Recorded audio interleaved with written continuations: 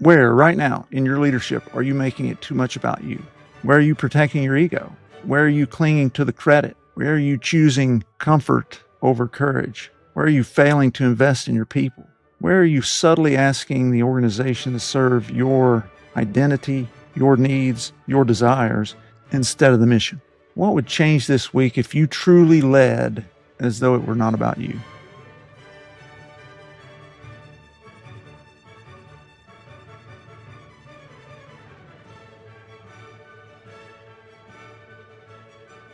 Welcome to Science Leadership, where we explore leadership both practically and scientifically. What makes great leadership, why these things matter, and how we can do them well. Those are the questions we wrestle with through thoughtful discussions and real-world stories. I'm Tom Collins. I'm joined by my friend and co-host, Justin Hamrick. We're delighted you've joined us on this journey to becoming a better leader.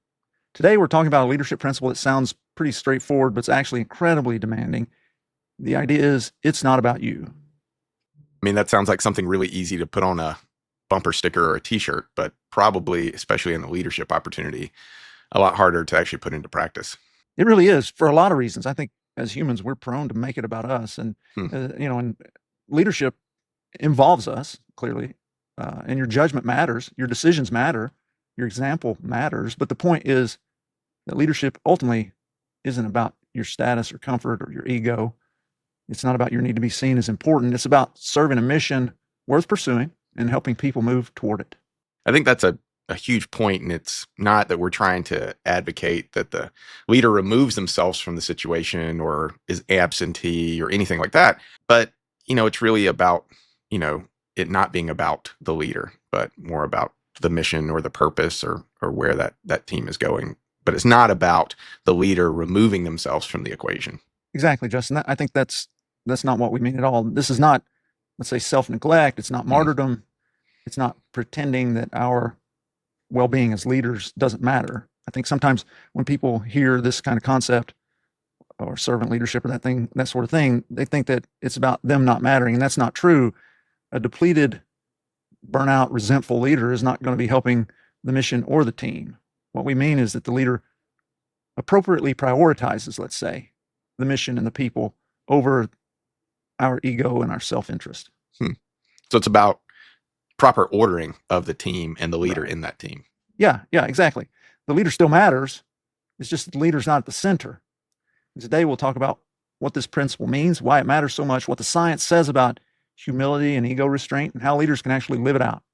Tom, it feels like one of these principles that sort of separates good from great. There's a lot of leaders who probably don't do this as well as others, but this is probably one of those principles that a lot of people don't even see as it's a must, but the ones who really get it right are those that are really, I don't want to say fit, but really made for leadership and the demonstration of that. I think that's true. I mean, I think that, and again, as humans, we do have this tendency to, as my son would say, we're the main character. In each person's life, you're the main character, right? And we take that into leadership a lot of times. So I think that happens for a lot of people. And as you say, those people who actually lead well don't make it about themselves. They're not the main character. The mission, the people they're leading are the main characters.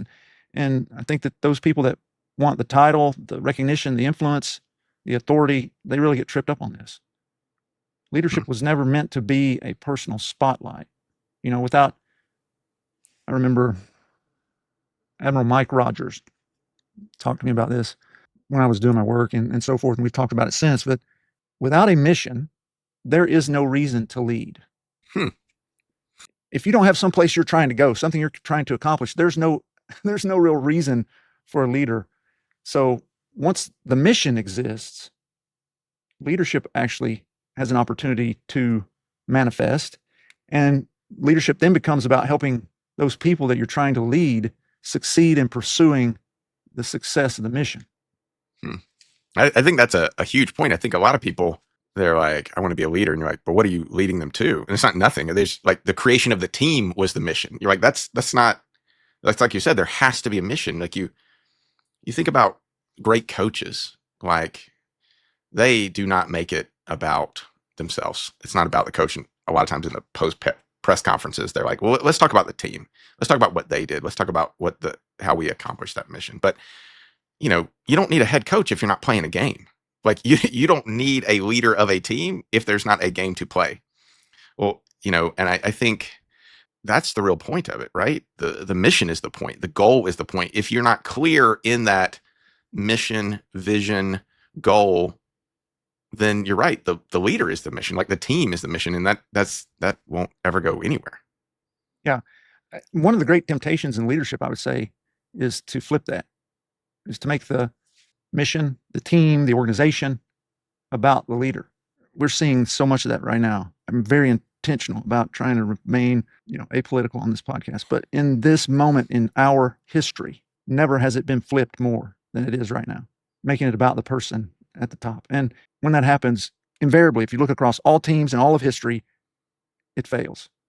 It fails in the grandest of ways. And so to make decisions based on preserving someone's image, to protect their ego, to collect credit, to become more concerned with personal comfort than with what the mission requires or what the people need, is A, not leadership at all. B, is destructive. Again, throughout all of human history, it never ends well. And so if we're going to build teams that succeed in the mission in a real way, this is fundamentally, we have to make it not about you. It's not about you as the leader. It's about the mission. It's about the people. I mean, I think that's huge. And it sort of dovetails into other things we've talked about. Clarity of mission, clarity of focus. The goal is for the leader to look good or the leader to quote unquote succeed. Then the mission becomes very gray for those on the team. They're like, well, how does that work today versus yesterday versus, you're at the whim of somebody's fancy in a sense. Exactly. Like if you're playing football and the goal is to make the coach look good, what do I as an offensive lineman, like, how does that, that's very unclear. Whereas if the goal is to cross this line and to get into the end zone, okay, everybody, singular focus. We know what we're doing. We know what my job is. Like having a lack of clarity, the team can feel it. I mean, the team becomes disorganized and everyone on the team can feel it if they know, and we've talked about this before, the leader's not here for me. They're not here for the team. They're here for themselves. I mean, that's palpable. You're 100% correct on that, Justin. I mean, people know, and we talked previously about folks are able, we are all smoke detectors, right? Like we can very good detect smoke detectors, the smoke generators, right? But people know when a leader is truly invested in them, and they know when they're just being used to prop up the leader's identity or ego or what have you. And so, absolutely, people know it, they feel it. That has significant repercussions. We sort of talked a little bit about in generalities of it, but let's go to where we go to first on this podcast, which is defining what we're talking about, because this is one of those topics that I think can be very gray. It's almost like a Seinfeld episode of George breaking up with every girl he had of, it's not you, it's me. It's not you, it's me. And this can be sort of that gray area of like, oh, it's not about me, it's about the thing. But let's really drill into the definition of what we're talking about. What does it look like? What do we really mean? Because you're right, it doesn't mean the leader is absentee and removed and just delegates everything and is like, well, I'm just going to sit back and watch from afar. That's not what we're talking about. But what do we really mean by the definition of leadership is not about the leader? It's not about you. I think at its core, we're talking about leadership as stewardship, not as possession. Like you don't own the team, you don't own the people, you don't own the mission, in the sense that you're there to serve those things, right? It's a responsibility to advance that mission, to accomplish that mission. And as you're doing so, develop people, the people that you're leading, not an opportunity to magnify yourself. The leader's role is not to be served, admired, insulated, or affirmed all the time. Leader's role is really to make the group better, clearer, stronger, more capable than they were. I think that's what real leadership does.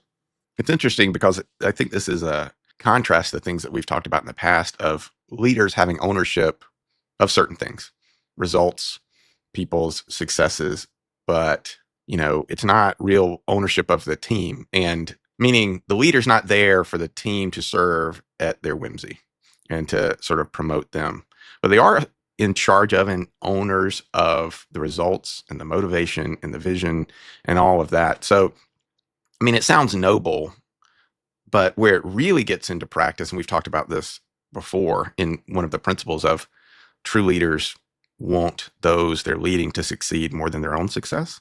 But that's where it really comes into play and really, the rubber meets the road is when the leader has something to lose, when it is going to be at some cost to them for it not to be about them. Yeah, it's a little bit of a sacrifice in a sense, right? It's the principle is easiest to admire in theory and hardest to practice when our ego is threatened, when credit is available, Mm. right? I have the opportunity to take credit here. When criticism comes, I'm going to, oh no, that's not my fault. Mm-hmm. When the leader could use power to elevate themselves rather than serve the mission. That's a powerful historical example is George Washington, right?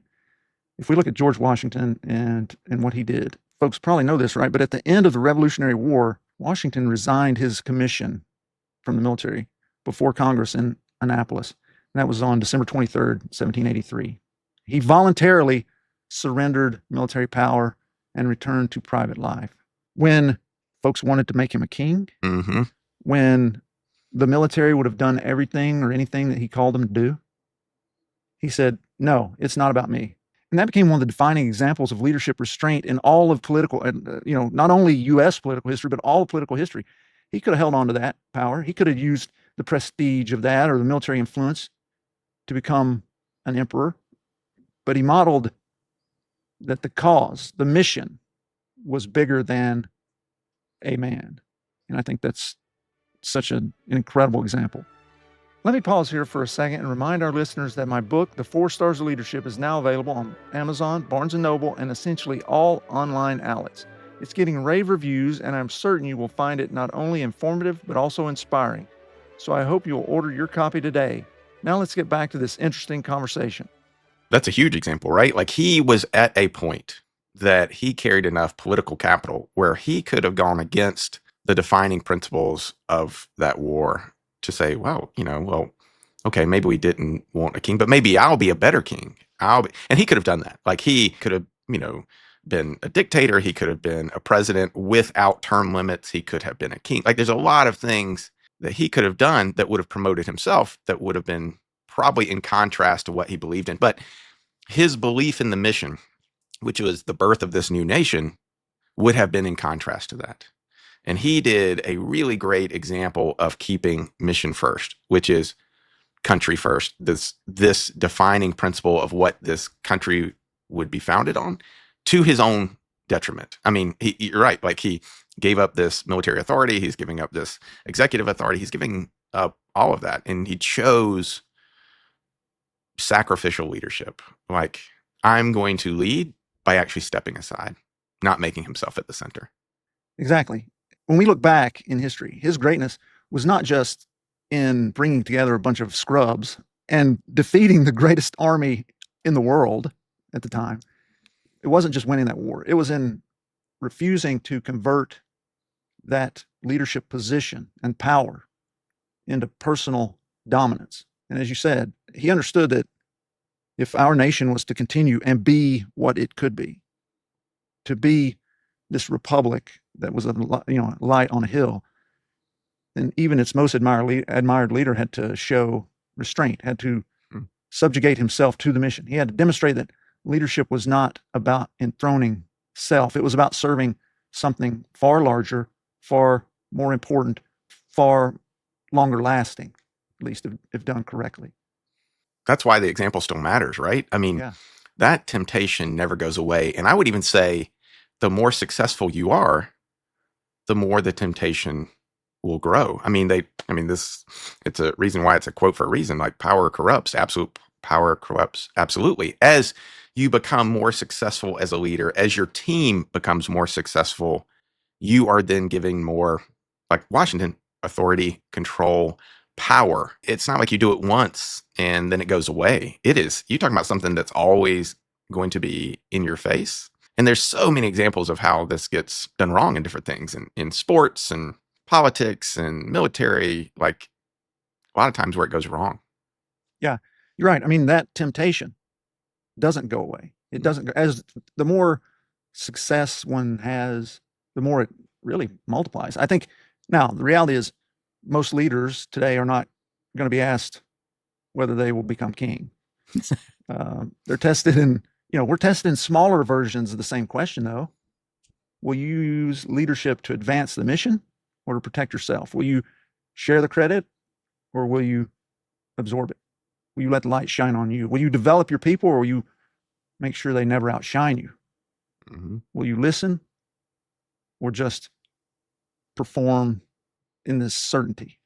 The one that comes up sort of, I would say, in our daily life is the senior and junior attendings or researchers in medicine. If they are working on a project, the senior person is going to have to give up some praise, accolade, some authority to not be the senior author on a paper or a project so that a junior person may get credit and succeed. I mean, there's going to have to be some of that sacrifice if your mission is to promote the team and the team's success. Like, you are going to have to step aside or lift others up to do that. So it's not about you. It's really about restraint.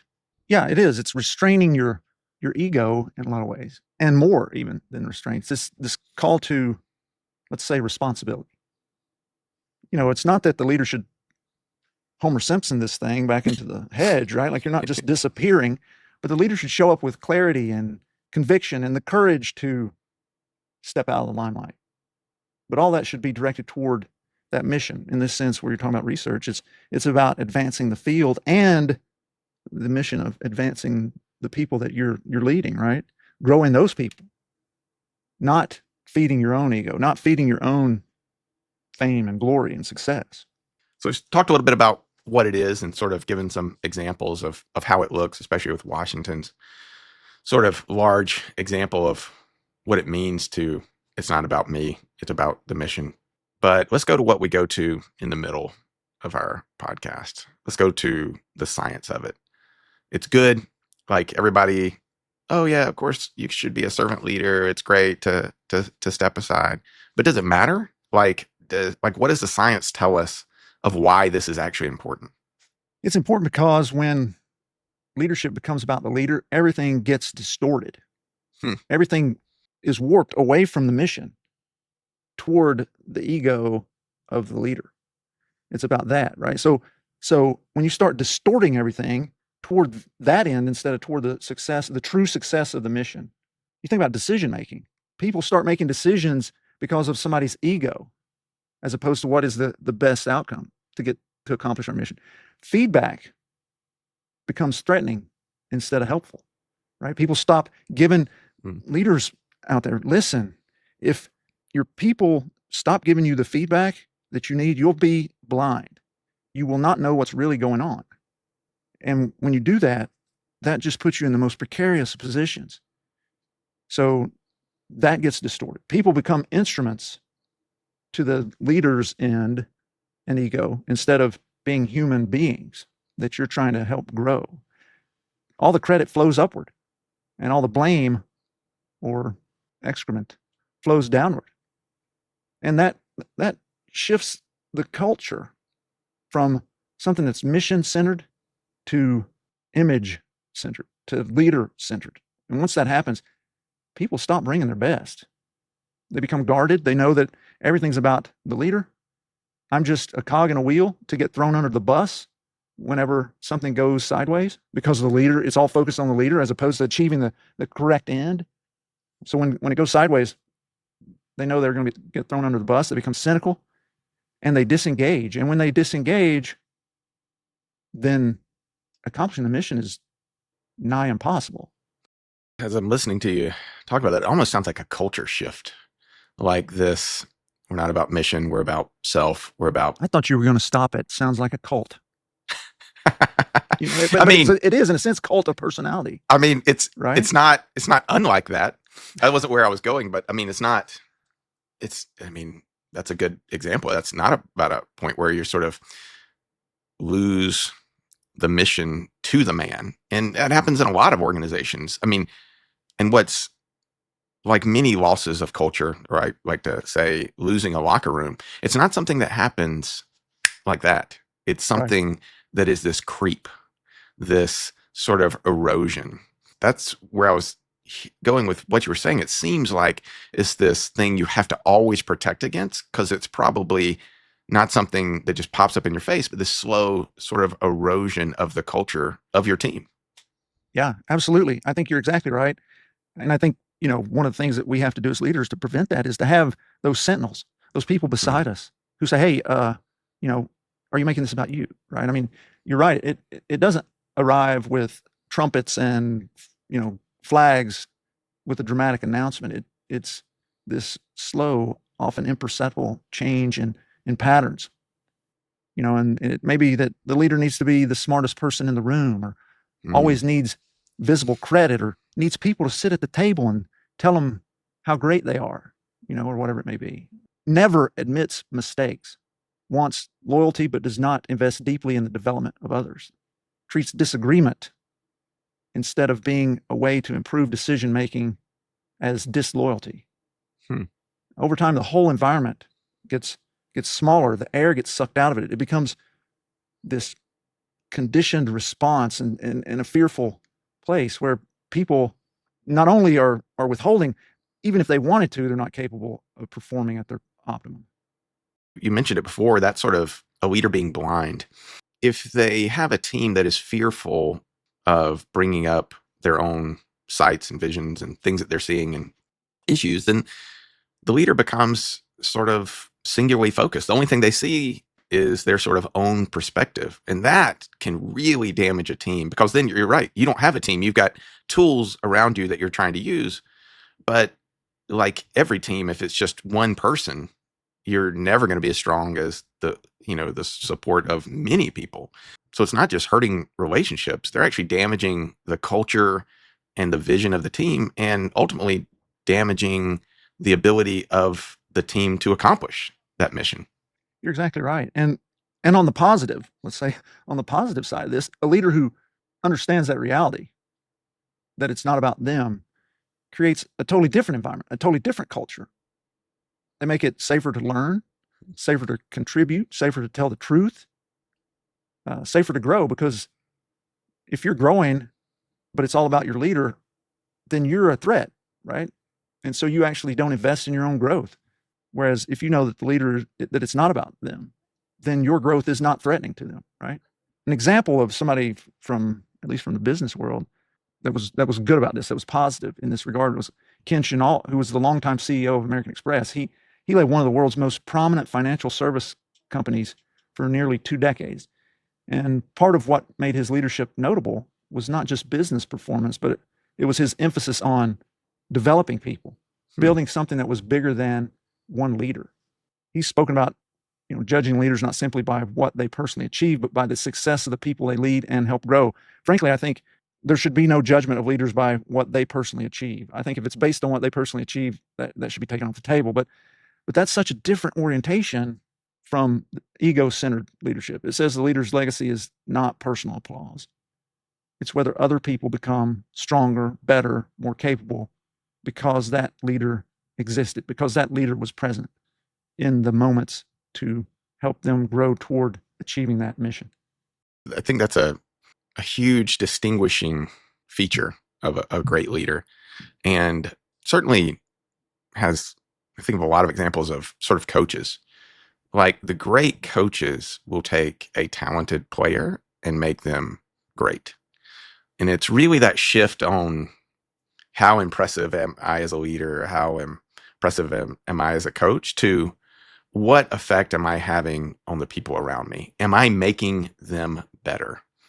And at many times that is going to come through some sacrifice in the leader, either giving up power or giving up praise. We've mentioned this before, of really giving praise, not falsely, but when it's deserved to be on those around you, that you sort of deflect it. You could take it. You could take it and lump it on your shoulders of how impressive I am. But that mentality of I am truly invested in those I am leading succeeding, that's just a different mindset. Different mindset. Yeah, I mean, in a standard, right? It's a different, Hmm. higher standard because a leader can look impressive and still fail that deeper test. They can be charismatic and make everything about themselves. They can be visible but be hollow. When leaders focus on building people, that's enduring. When they build a bigger culture, one that's bigger than themselves, that lasts longer than their leadership does. That's why we're still talking about George Washington and Abe Lincoln and Churchill and all these people that from decades and centuries ago, right? Or millennia in cases, because they were focused on something bigger than themselves, something that was durable. Those sorts of leaders, I think, create a strength in their organizations and their people that doesn't depend on ego. It doesn't depend on ego maintenance. People aren't investing. I mean, if you look at, oh my goodness, Justin, if you look at some situations, trying to be slightly vague, but where it's so focused on the leaders, and I hate to even use the word leader, but the leader's ego, that people are investing most of their energy not in doing their actual job. In maintenance of that ego. Right, exactly. They're maintaining the ego instead of doing the job to get the mission accomplished. Like, that's just from an energy standpoint, you know that that's not going to turn out well. And most people, if that's a situation, they're not going to act mission focused. They're going to act, how can I do the mission? But also, I've got this distracting thing of I cannot disrupt the promotion success of my leader. So then everything is guarded, muted, discolored. I mean, that's the defining principle of all this. And, where it becomes very practical for our listeners, they're not asking themselves, am I becoming king? They're asking themselves, okay, well, how can I measure this? How do I know? And this is a balance, right? A leader has to have strength, has to have focus. How do you balance all of those things with the question of, am I making it too much about myself? In a meeting on Monday, am I making it too much about myself? And that's the balance, right, of a great leader, of not being absentee, not being, Homer Simpson backing off into the hedge of like, I'm just going to see what happens and see what you guys do, but also not making it about themselves. I would say, look at what happens to the people around you. Use them as your measuring stick, not you and your success or your accolades or whatever. Are the people around you growing? Are they trusted and trusting? Are they being developed in meaningful ways? Are they being recognized for the great things that they're doing? Are they able to speak honestly, openly, in a way that isn't guarded because they're afraid of what the repercussions will be? Or is the whole system, the whole house of cards, subtly organized around your image, your preferences, and your emotional comfort? I think that's how you assess that. Measuring the health of the tree by the fruit it produces, I guess. You just gotta. Exactly. I want the success of the team, and the team is built of its players. Are you the only one succeeding? Are you exactly? Is everyone else sort of just staying the same, not growing, not maturing, not progressing? You're sort of ascending the ranks with increases in power and whatever, and then the people behind you or around you are failing. Like what? Right. What is that? Absolutely right, Justin. So let's get it more into the science of what it is. Like, what have people done research on this? Such a vague topic. We're talking about very almost religious and spiritual aspects of sacrifice, almost morality. But Sure. Is there any science that goes into this and measuring it? Yeah, there is. And the science on this, there's a lot of it. Obviously, we can't cover it all. We'll hit on a few things, but the science on this really supports this concept very well. There was a meta-analysis in 2022 by Liu and colleagues that found that what we would say humble leadership, and putting yourself first, right, but it is putting others first and not getting all the accolades, is positively related to a range of important outcomes, including effective commitment, effective trust, engagement, psychological empowerment, task performance, and voice among those that you're leading. So by being a humble leader, not making it about yourself, it really promotes everybody else's capabilities. It tells us that humility in leadership is not a weakness. It's associated with healthier relationships and stronger functioning in organizations. I think there's a terrible misunderstanding among some people out there that we're talking about being weak, and that's not it at all. It's just making others strong, right? Another study, Owens and Heckman's work, is helpful because it clarifies, again, what humble leadership looks like in practice. Their work showed that leader humility involves leaders modeling to followers how to grow. In other words, humble leaders do not pretend to be flawless. They acknowledge limitations, remain teachable, and recognize the strengths and contributions of others. It's being the what we've called on a previous episode, what I refer to as an ever learner. Hey, I don't have all the answers. I still need to grow. You're demonstrating to others that that's a part of our own development over time. When you act like you have all the answers, that actually is detrimental. So research supports that. Then third area or thread of research that we can talk about here, the research on the opposite pattern is telling. Braun's review shows that leader narcissism, which is the antithesis of it's not about you, has consequences at the dyadic, team, and organizational levels. And O'Reilly, Chapman, and Dorr found that more narcissistic leaders are less likely to foster collaboration and integrity, and they create cultures that are lower in both. So when leadership becomes too much about the leader, the damage does not stay private. It spreads across the culture and changes everything in negative ways.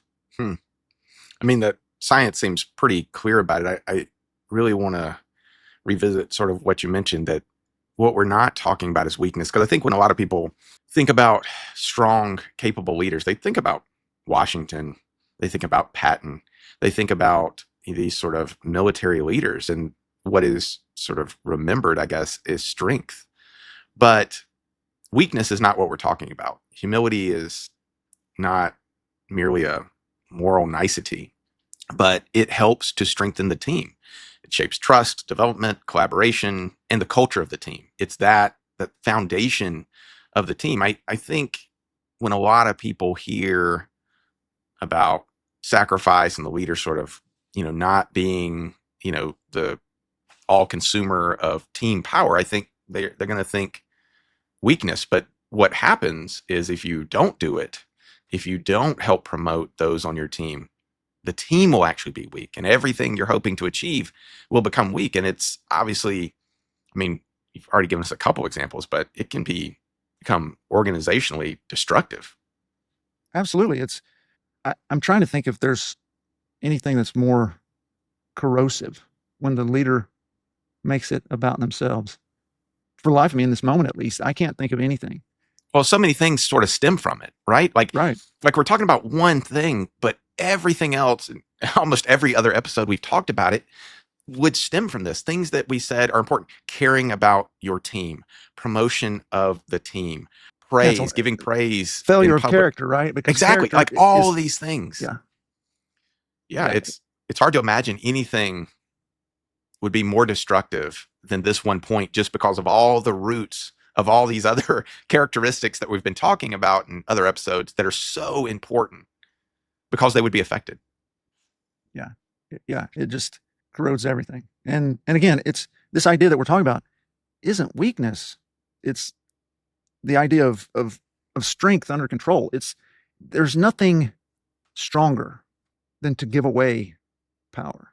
The amount of strength and power that you have to hand that to other people, the amount of strength and power you must possess to lift other people up and shine the light on them and the great things that they've done, it's totally flipped from the way so many people often see it, right? Like when you have to focus on you the whole time and have to make it about you the whole time, it means that you're incredibly weak, the weakest. Do you think this is why delegation is so difficult for some leaders? I think delegation is about trust and about control. People that don't trust others and feel the need to control can't delegate. I don't think it's about their ego so much. Gotcha. I mean, it sort of reinforces this topic that exactly like you said, this is not about being small or passive. This probably takes the most strength and security to be able to be grounded enough to put the mission first. Do you think this topic or this characteristic is easier for more senior leaders because they've accomplished enough? Like, I'm just trying to think, like, a lot of people will be like, well, when I get successful enough in my own self, then I'll be able to do it. I think that's a trap, because I don't think that day ever comes. It's like having too much money, right? Like Elon Musk, right? Like people are talking about Elon Musk being the first trillionaire. And dude, like, really? At some point you just go, hey guys, I don't need to be paid anymore. I'm just doing this for fun, right? Like there's always the desire to have more for certain people. Okay. We know people that don't make it about them. and how glorious those people are. They lift up other people. They help other people do great things. It's not about them. And we know people who give their money away and who aren't seeking to be like the wealthiest person in human history or whatever. And I'm not necessarily throwing rocks at people who are making money and things like that. That's not it at all. I'm just using that as an example, that a corollary with regards to this idea that when I get enough of X, then I'll lift up other people. No, I think it's a pattern, right? Like it's your modus operandi. It's how you've always been. You've always made it about yourself. You're not going to change your spots when you get to be 55, 60, 80, whatever it may be, So no, I would say that's a trap. People might tell themselves that, but I don't think that's real. So we've gone into a lot on this topic, and I think good. tried to clarify it. But let's get to what really matters on this podcast and all our other ones. So what do we do now?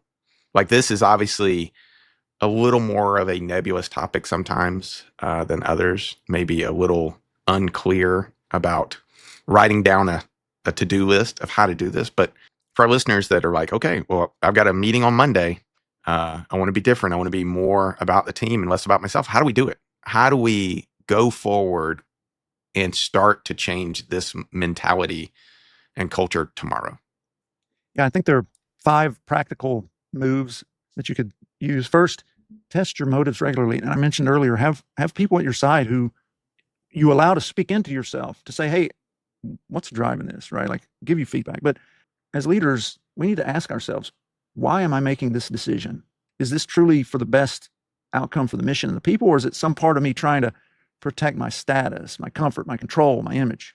That's a hard question. I mean, because sometimes our ego can be disguising itself as principle or strength or a lot of other positive things. You're right. I mean, and the ego is sneaky, right?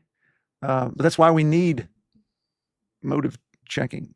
It's why that's got to be a discipline, not a sort of one-time reflection. So, check our motives and do that regularly. And the second, separate conviction from ego. I remember General Tony Zinni told me, don't tie your plan to your ego. You can lead firmly without making everything personal. You can hold standards without needing to dominate. Let me just say, this is an area that, again, it's not about me, but just a fine point here. Hold standards without needing to, dominate. That's an area that I've worked on in my leadership and in general in life to grow in. You can disagree without feeling diminished. Mature leaders don't need to have every challenge be interpreted as a threat to themselves, to their ego, to what makes them, great or what have you. That's a huge point. A lot of this is probably not a zero-sum game. Some leaders would think that strength means never being questioned, or I am always right. The way I see to do things or to approach problem X is right. Well, a team member can have a different approach. It doesn't mean that yours is wrong or that theirs is wrong. And I think that's tough to do sometimes. I struggle with that same thing. Like, I sort of feel like I had the standard, but that doesn't mean it's the only standard. And if it's not a detriment to the team, then that's ego versus, motivation.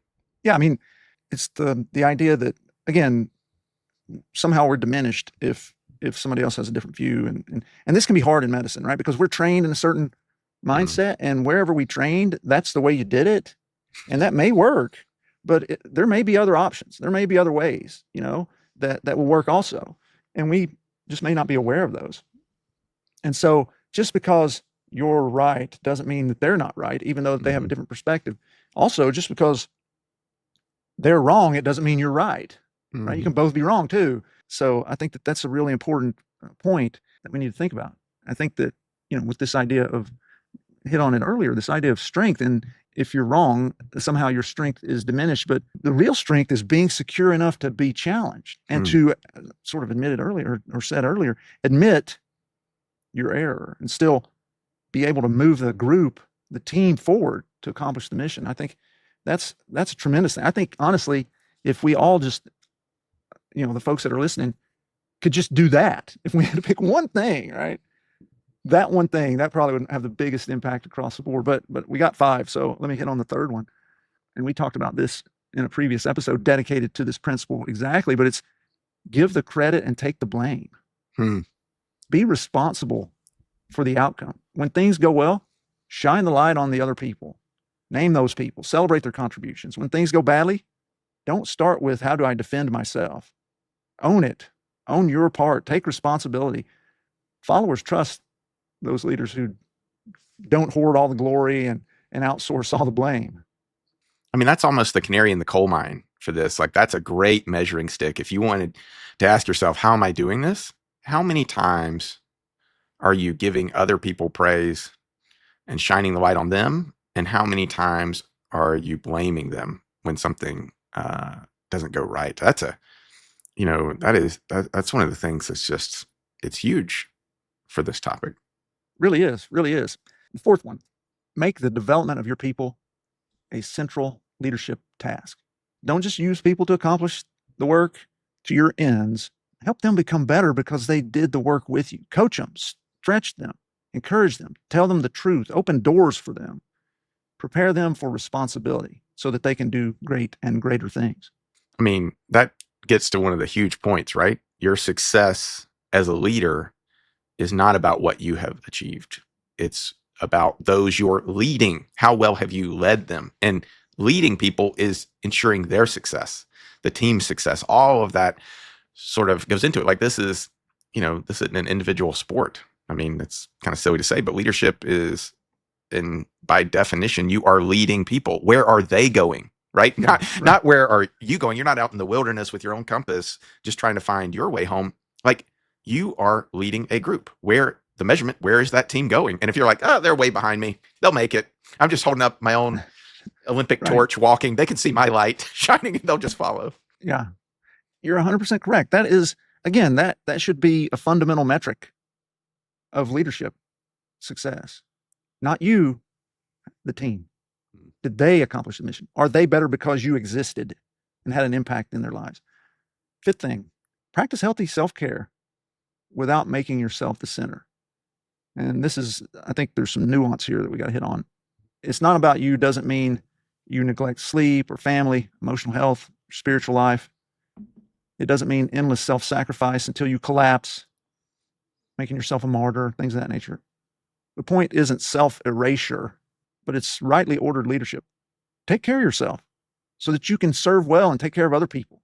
Not so that your life is a shrine to your own comfort, so that everything's focused on you, but so that you have the energy, the capability, psychological positioning, again, as we've just been talking, to direct that toward your team, their development, their growth, their improvement, their accomplishment of the mission.